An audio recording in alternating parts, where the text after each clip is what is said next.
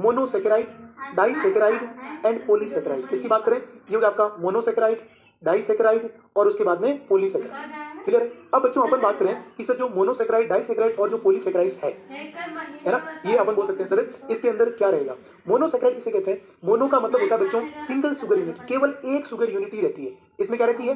अपन बोल सकते हैं सर केवल एक शुगर यूनिट, ये हो गया केवल एक शुगर यूनिट रहती है। समझ में आ गया बच्चों?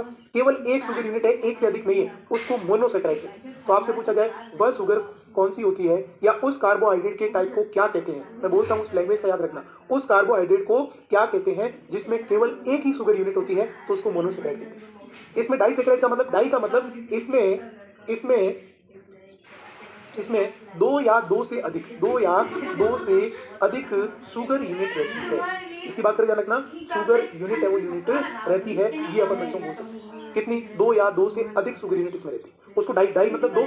उसके बाद पोली का मतलब अपन बोल सकते हैं इसमें दो से 10 शुगर यूनिट, दो से अपन बोल सकते हैं 10 शुगर यूनिट तक रहती है, मतलब दो से लगाकर अपन बोल सकते हैं दो से अधिक कितनी भी हो सकती है, 10, 15, 20, इस तरीके से बच्चों जो शुगर यूनिट है।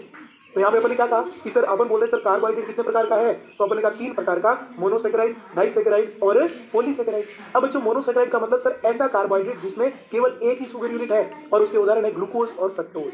क्या उदाहरण देखो, मोनोसेकेराइड के उदाहरण कौन से हैं? Glucose and fructose. अब नाम सुना होगा, ग्लूकोज, फ्रक्टोज, गैलेक्टोज, नाम सुना आपने कभी? वो बच्चों इसके क्या रहते हैं? उदाहरण रहते हैं। दूसरा अपन बोल सकते हैं डाइसेकेराइड में सुक्रोज, लैक्टोज, माल्टोज, मतलब अपन बोल सकते हैं ऐसी शुगर यूनिट या ऐसा कार्बोहाइड्रेट का टाइप जिसके अंदर दो या दो से अधिक जो शुगर यूनिट रहती है ना, दो या दो से अधिक रहती है, उसको अपन डाइसेकेराइड कहते हैं। और तीसरा बच्चों पॉलीसेकेराइड, पॉली मतलब एक से दो से अधिक 10 भी हो सकती है, 2 से लगाकर 10 के बीच में जो शुगर यूनिट रहती है उसको अपन क्या कहते हैं बच्चों? पॉलीसेकेराइड। तो इसका उदाहरण क्या है बच्चों डाइसेकेराइड का?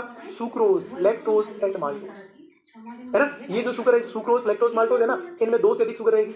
फिर अपन बात करें स्टार्च, ग्लाइकोजन और सेल्यूलोज, नाम सुना आपने? स्टार्च, ग्लाइकोजन और सेल्यूलोज। इसमें बच्चों अपन बोल सकते हैं 2 से 10 के बीच में शुगर यूनिट है वो रहती है। तो ये इस तरीके से हो गया आपके, ये तीनों तो याद रख लोगे। तो बात क्या है? बात ये है कि सर कार्बोहाइड्रेट है ना, उसके टोटल 3 टाइप्स होते हैं। एक का नाम मोनोसेकेराइड, एक का नाम डाइसेकेराइड और एक का नाम पॉलीसेकेराइड। मोनोसेकेराइड सर वो होता है जिसके अंदर सिंगल शुगर यूनिट या एक ही शुगर यूनिट रहती है, और इसके उदाहरण है ग्लूकोज, फ्रक्टोज एंड गैलेक्टोज, तीसरा गैलेक्टोज है ना।